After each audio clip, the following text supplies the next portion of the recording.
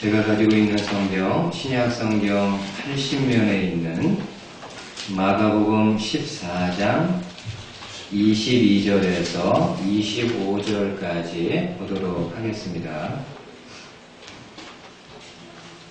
마가복음 14장 22절에서 25절, 얼마 되지 않는 말씀이고 또 오늘 성찬에 관련된 말씀이니까는 같이 한번 목소리 맞추어서 읽도록 하겠습니다. 22절부터 함께 봉독합니다. 그들이 먹을 때에 예수께서 떡을 가지사 축복하시고 떼어 제자들에게 주시며 이르시되 아들아 이것은 내 몸이니라 하시고 또 잔을 가지사 감사기도 하시고 그들에게 주시니 다 이를 마시매 이르시되 이것은 많은 사람을 위하여 흘리는 나의 피 곧 언약의 피니라. 진실로 너희에게 이르노니 내가 포도나무에서 난 것을 하나님 나라에서 새 것으로 마시는 날까지 다시 마시지 아니하리라 하시니라. 아멘. 우리 함께 읽은 본문의 말씀을 가지고 성찬식 거행하기 전에 함께 말씀을 좀 나누도록 하겠습니다. 여러분, 마가복음 14장에는 예수님이 마지막으로 제자들과 함께 유월절을 지내는 모습이 나오고 있습니다. 유월절은 우리가 알고 있는 대로 이스라엘 백성들이 애굽에서 출애굽하는 사건을 기념하는 절기입니다. 여러분, 유대인들이 유월절을 지키기 위해서 준비하는 몇 가지 주요한 내용들이 있습니다. 이 시간에 다 소개할 수는 없고 그중 몇 가지만을 이야기하면은 먼저 유대인들은요, 아비벌 10일에 유월절에 잡을 양을 준비합니다. 아비벌은 지금 우리 달력으로 이야기하면은 3월 혹은 4월경을 이야기를 합니다. 그리고 이 유월절 양은 1년 된 수량이고 흠이 없는 양이어야 합니다. 그리고 이 유월절 어린 양은 4일 후인 14일에 잡게 되는데 왜 4일 동안 두는가 하면은 유월절 양으로 잡을 이 양이 흠이 있는지 없는지를 정확하게 확인하기 위함입니다.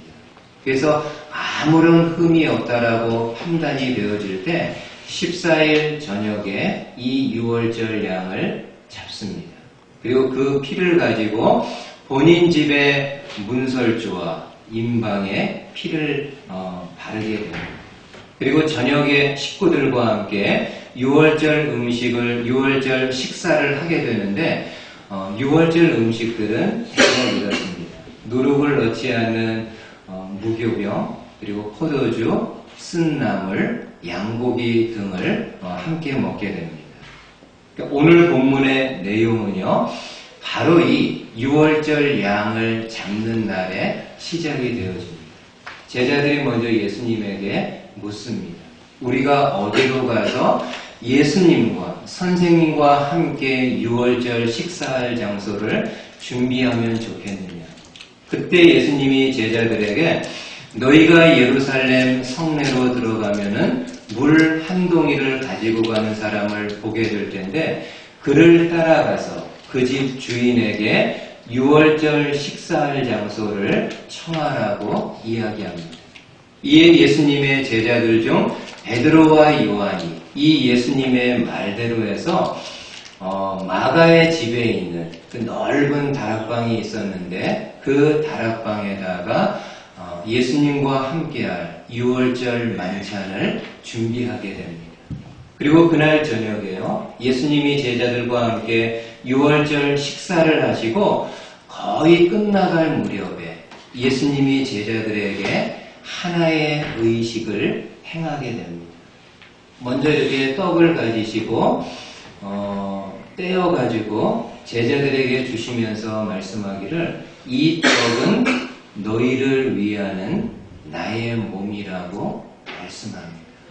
그리고 이후에 제자들에게 잔을 주시면서 이것은 많은 사람을 위하여 흘리는 나의 피, 곧 언약의 피라고 말씀하시게 됩니다. 여러분 이것을 오늘날 우리는 성찬이라고 명명합니다. 주님은 이 성찬을 통해 당신의 죽으심을 시청각적으로 분명히 보여주셨을 뿐만이 아니라 당신의 죽음이 어떤 의미를 가지고 있는지를 그 안에서 설명을 하시게 됩니다. 특별히 오늘 저는 여러분들과 함께 좀 한 단어에 좀 집중하고 좀 주목을 했으면 합니다. 한번 여러분 화면으로 마가복음 14장 22절 이 말씀 한번 보십시오. 그들이 먹을 때에 예수께서 떡을 가지사 축복하시고 떼어 제자들에게 주시며 이르시되 받으라 이것은 내 몸이니라 하시고. 여러분 지금 예수님은 제자들에게 떡을 주시기 전에 그 떡을 가지고 무엇을 하셨다고 말씀하나요? 축복하셨다고. 이 축복했다라는 헬라어 단어는 율로게오인데 그 원어의 뜻은 칭찬하다, 감사하다, 또 이렇게 축복하다라는 뜻을 가지고 있습니다.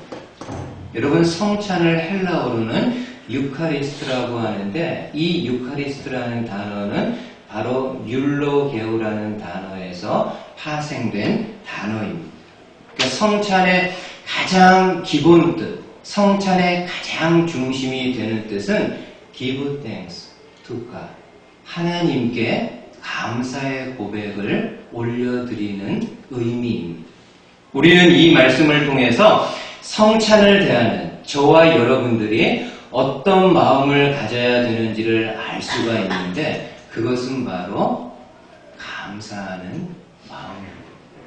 특별히 사람들에게도 감사할 내용이 있겠지만은 누구보다도 하나님께 감사한 마음을 갖는 것입니다. 한번 여러분 잘 생각해 보십시오. 하나님께 감사하는 생활 어떻습니까?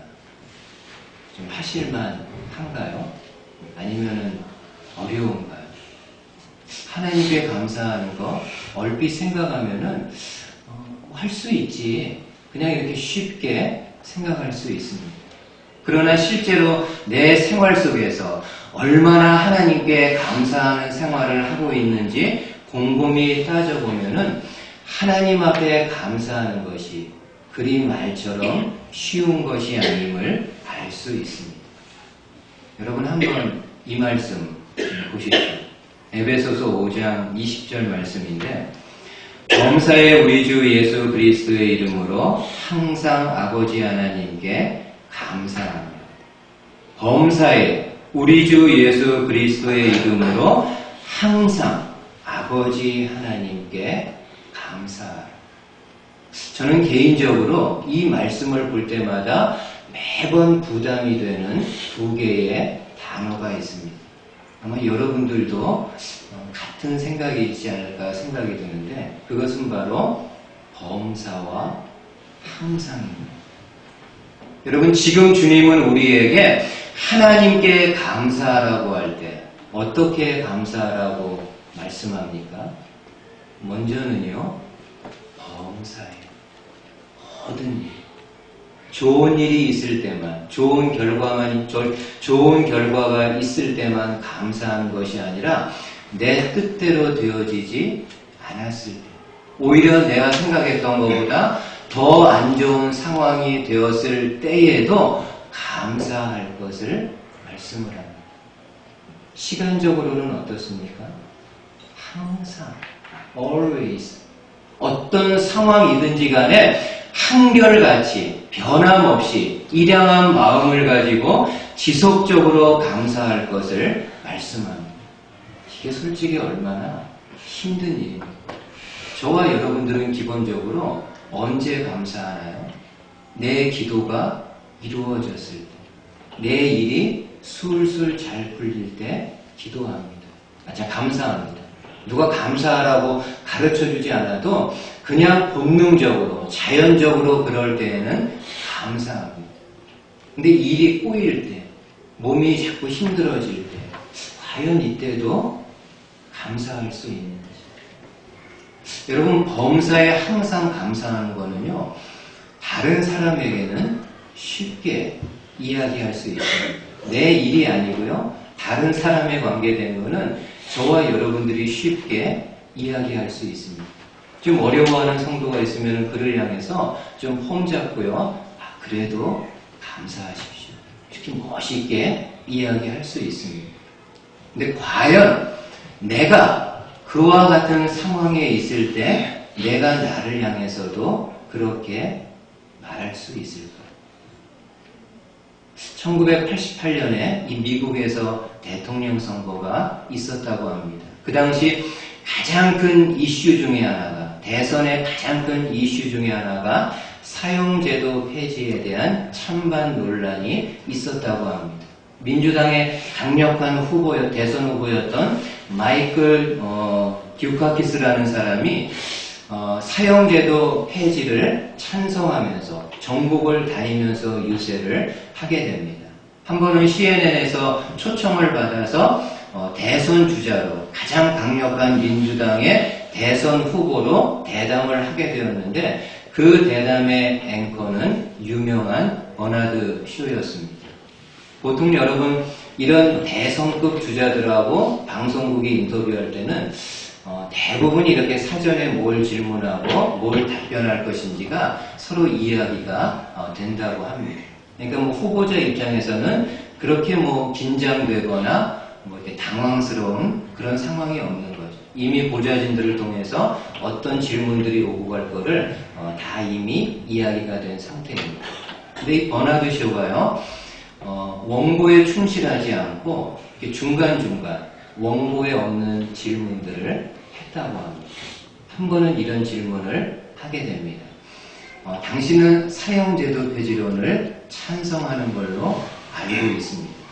그러니까는 맞다고, 찬성한다고, 사형제도 폐지하는 거 찬성한다.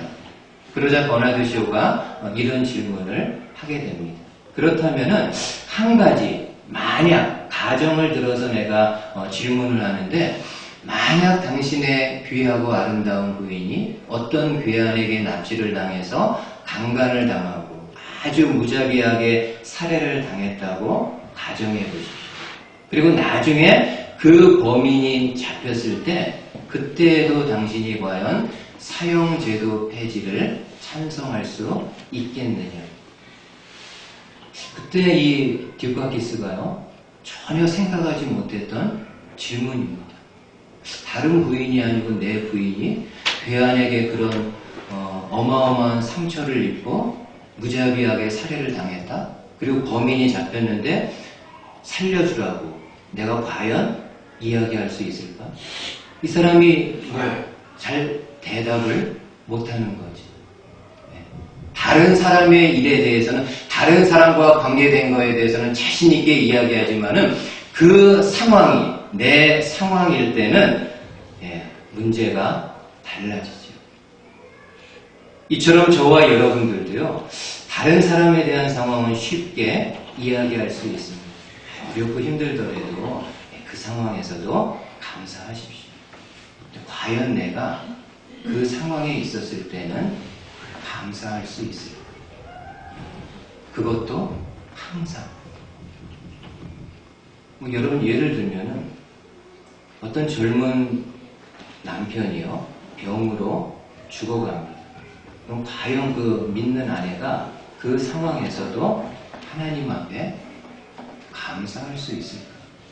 뭐 반대로 믿는 아내가 병으로 죽어가는데 믿는 남편이 하나님 앞에 감사할 수 있을까요?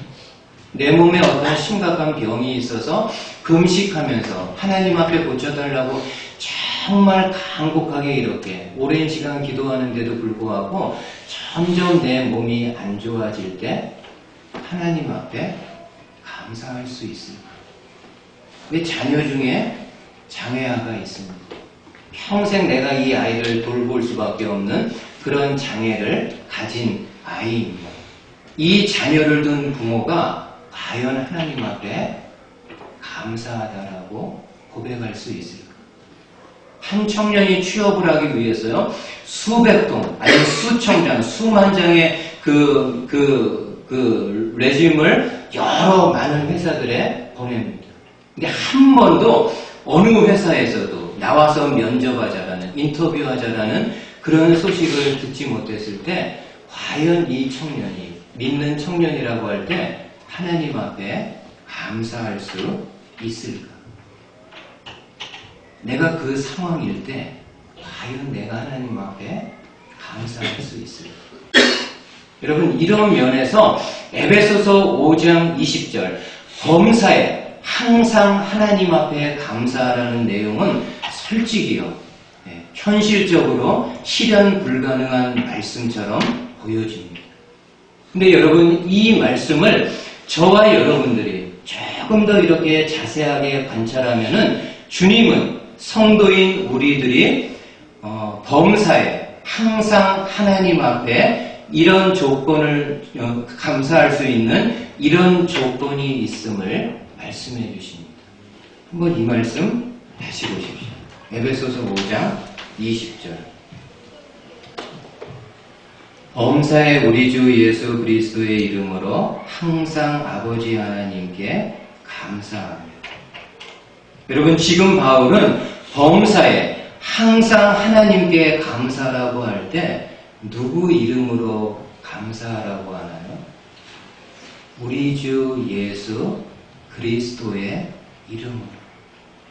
이거는 달리 이야기하면은 성도인 우리가 인간적으로 볼 때 감사할 수 있는 조건, 감사할 수 있는 내용이 하나도 없다 할지라도 예수 그리스도 때문에 감사할 수 있음을 말씀을 합니다. 도대체 그 예수님이 나에게 어떤 일을 하셨길래 저와 여러분들이 하나님께 감사할 수 있습니까? 예수님은 나의 죄를 위해서 십자가에 죽으신 분이고 그 예수님을 믿는 사람마다 죄사함을 받고 하나님의 자녀가 될 수 있는 길을 열어주셨기 때문입니다. 여러분, 성찬도요 마찬가지입니다. 예수 그리스도를 믿는 성도들이 하나님 앞에 감사의 고백을 올려드리는 시간이 바로 이 성찬의 시간입니다.